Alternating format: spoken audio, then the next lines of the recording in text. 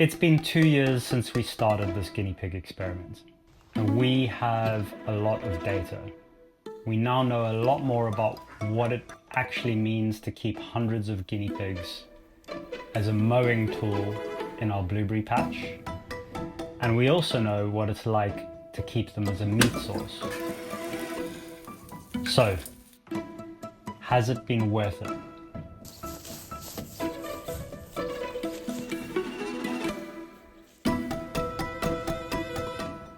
In this video, we're going to answer 3 questions. Can guinea pigs replace our lawnmower in the blueberry patch? What do guinea pigs taste like? And what is the cost of raising guinea pigs for meat? But first, let's quickly do a recap on the why. Why are we using guinea pigs to graze our blueberry orchard? Wherever possible, we're trying to replace machines with animals on our farm, to keep the grass down and to produce a sustainable source of meat.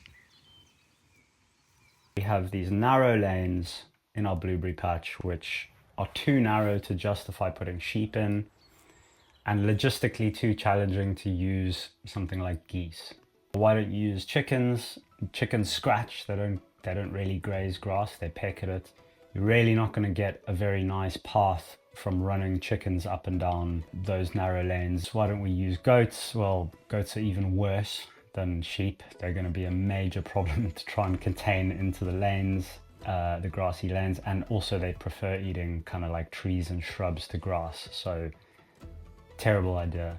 We thought rabbits would be a good option because they're also really popular for meat. And the issue there is that rabbits suffer from disease pressure in Europe a lot. But then we had this crazy idea to try using guinea pigs. Guinea pigs can thrive on an entirely grass-based diet, unlike poultry, who, practically speaking, need store-bought feed. And that poultry feed comes with all sorts of costs, both economic and ecological. Compared to grass, which is an abundant resource here in Wales.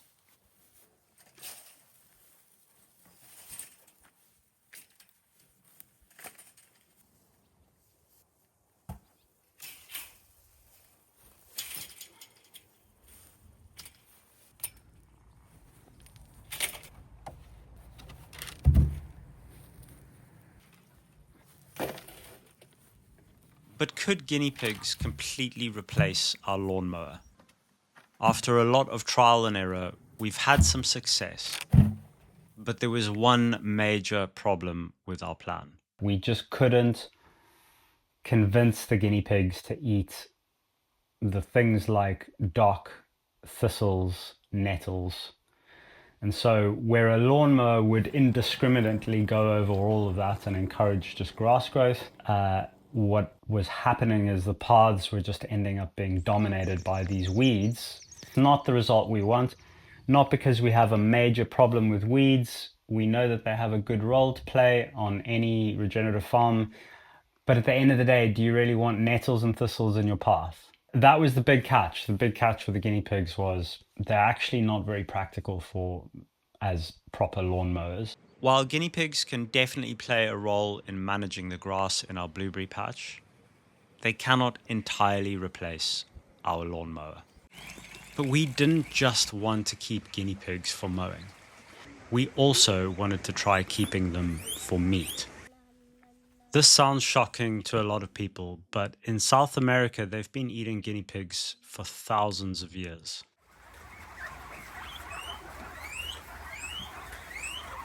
We've shifted to going, right, well, what if we raised guinea pigs primarily for the meat, and we really optimized our setup just to focus on raising them for meat? We were approaching winter and needed to think about reducing our numbers before the grass growth slowed down. We also wanted to reduce the amount of time we spent moving crates every day. So we got to work getting all the guinea pigs inside where we could start finishing them for meat.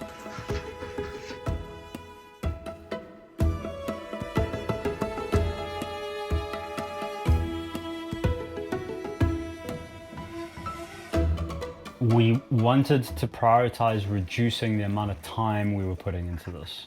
And by buying in hay, it saves us a lot of time because we just have all of their food stacked up and stored right next to them, and we can feed them very easily without adding additional time and effort into mowing and cutting and carrying grass. And so we've got to the point where we've moved everybody in to the houses, we've raised them for meat, and the conclusion here has been that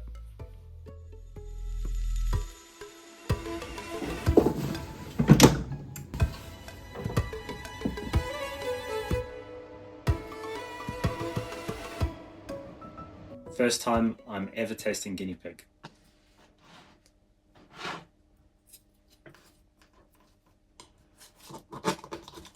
Ooh, that's tough.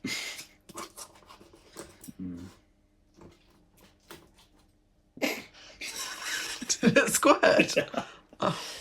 Squirted out juice on me.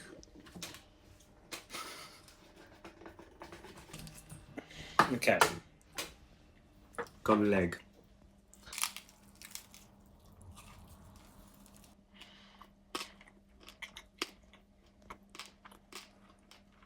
It's good. It's just a bit tough. Very much like pork belly skin. It's the skin which is very tough. This is grim.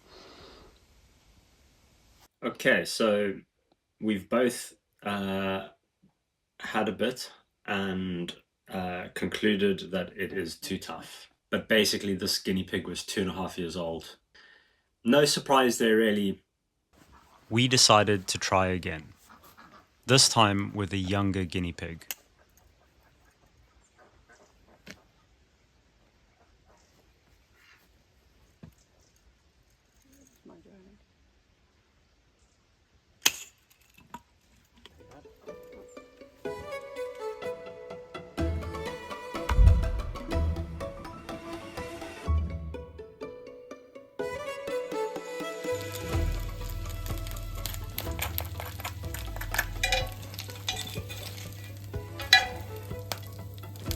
After our first experience, we were kind of nervous, very nervous actually, about whether we would ever eat guinea pig again. And this is just totally different, completely different. So, younger guinea pigs were far more tender. But how young did they need to be? We set out tasting a variety of different ages.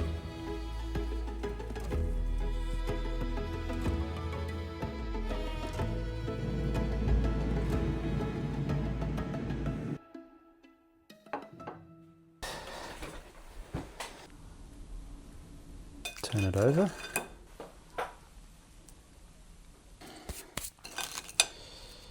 It's very crispy.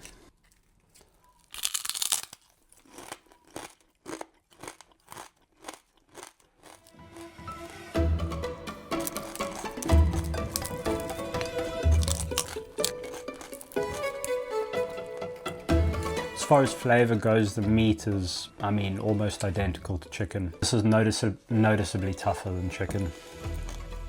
The older they get, the more sort of fragrant the meat is, I guess. That's the only way to describe it, just like a little bit floral, like you can taste they've been eating meadow hay, basically. But as I say, it is still on the tough side. The skin is way more like pork crackling, really nice, crispy. We were eating ones 5 months, 6 months, 1 year, 1.5 year. The older you get, the less edible the skin gets. If you're from anywhere in South America, Peru, where you eat guinea pigs, please leave a comment below and let me know.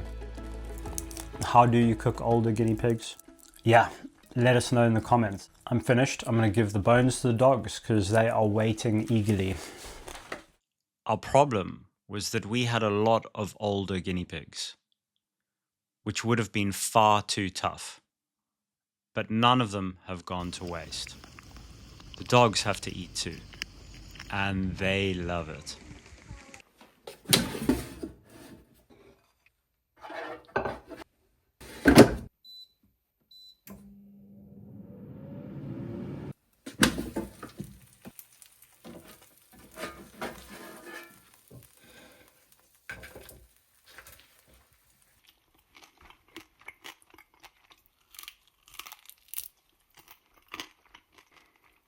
It's definitely much less tough. I say it's much less tough, it's still quite tough.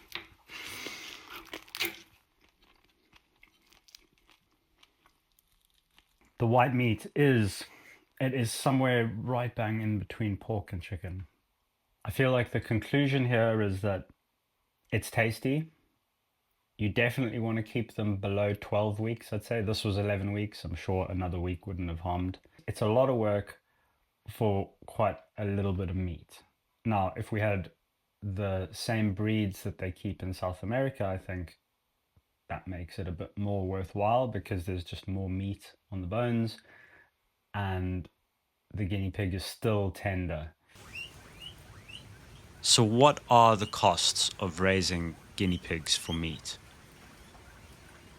To get a guinea pig up to 3 months old, 600 grams, and then processed down to 300 grams, which is the meal on your plate, we've roughly worked out that costs about £2, 2 Great British pounds, which is just less than half a bale, a small bale of hay, just less than half a bale of hay to get a guinea pig up to that point.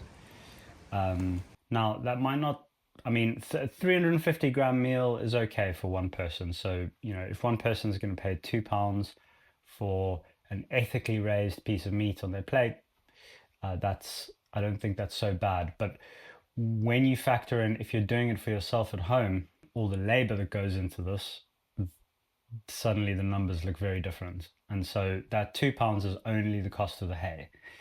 But if you're going to pay yourself somewhere between 12 to 15 pounds an hour, which is, you know, a fair wage around here in the remote countryside, then those numbers suddenly look very different.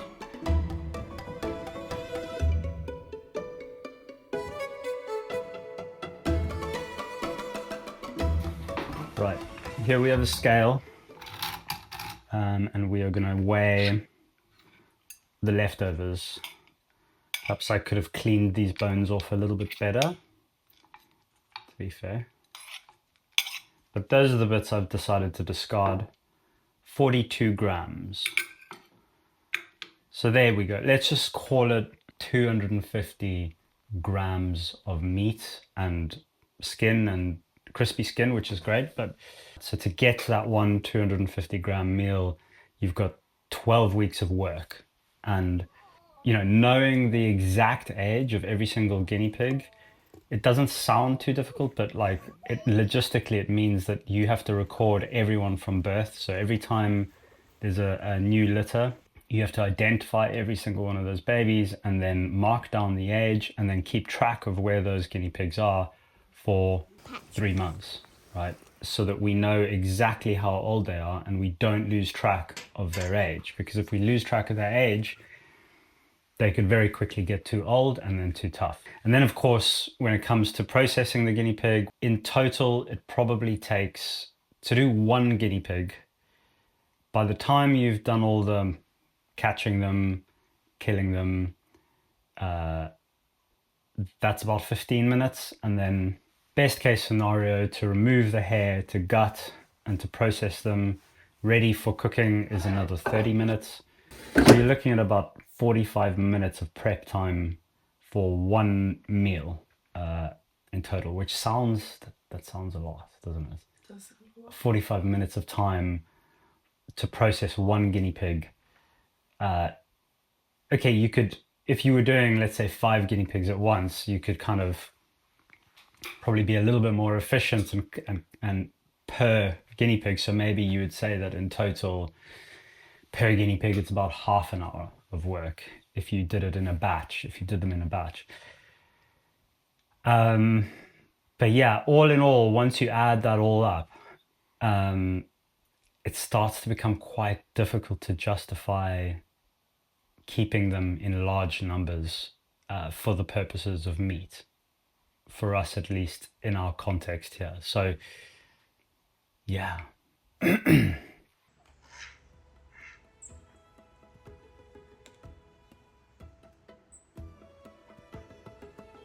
And whilst this has been a really interesting and fun project, and we've really enjoyed doing it over the last 2 years, the whole point of an experiment is that it needs to be able to come to an end. We had a hypothesis, we proved ourselves wrong. I can't tell you yet whether we will continue to keep guinea pigs and in what form. But what I can tell you is that the experiment, as it has been, is now over.